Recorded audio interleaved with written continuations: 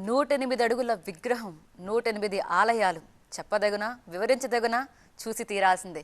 ముచ్చింతల్లోని సమతా స్ఫూర్తి కేంద్రంలో విష్ణు సహస్రనామ పారాయణం కొనసాగుతోంది.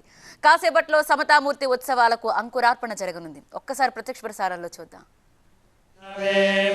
అంధాకారం భుజగశయనం పద్మనాభం సురేశం విశ్వాకారం గగన సదృశం మేఘవర్ణం శుభాంగం లక్ష్మీకాంతం కమలనయనం యోగి హృద్యానగమ్యం వందే విష్ణుం భవభయహరం సర్వలోకైకనాథం మేఘశ్యామం పీతకౌశేయవాసం శ్రీవత్సాంగం కౌస్తుభోద్భాసితాంగం పుణ్యోపేతం పుండరీకాయతాక్షం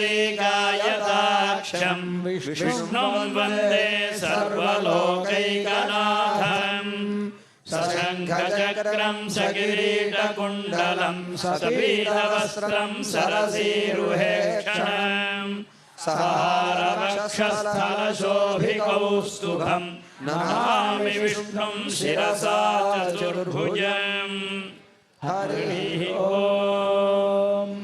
విశ్వం విష్ణుర్వషట్కాలో భూతభవ్యభవత్ప్రభుః భూతకృద్భూతభృద్భావో భూతాత్మా భూతభావనః భూతాత్మా పరమాత్మా చ ముక్తానాం పరమాగతిః అవ్యయః పురుషः సాక్షి క్షేత్రజ్ఞోక్షర ఏవ చ యోగో యోగవిదాం నేతా ప్రధాన పురుషేశ్వరః నారసింహ వపుః శ్రీమాన్.